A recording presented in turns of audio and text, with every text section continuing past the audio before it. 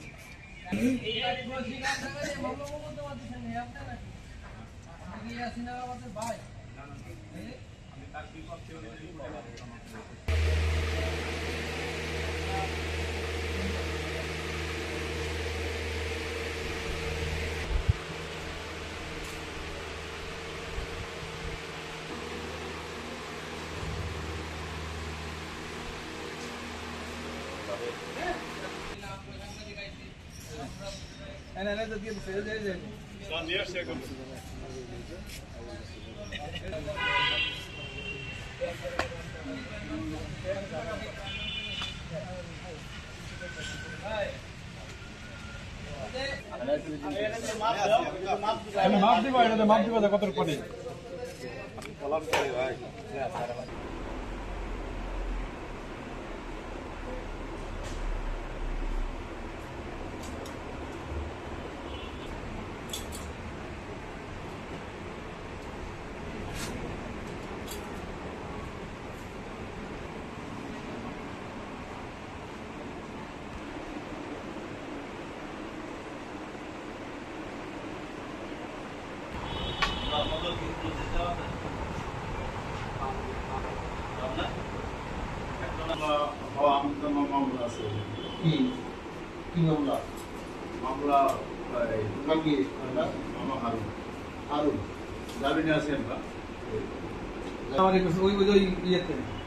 কাউন্টারে ওই যে টিপুর লোকরা এসে ওইখানে ওয়াইসেন মামলা হয়েছে ওই আমরা বাধা দিছি আমরা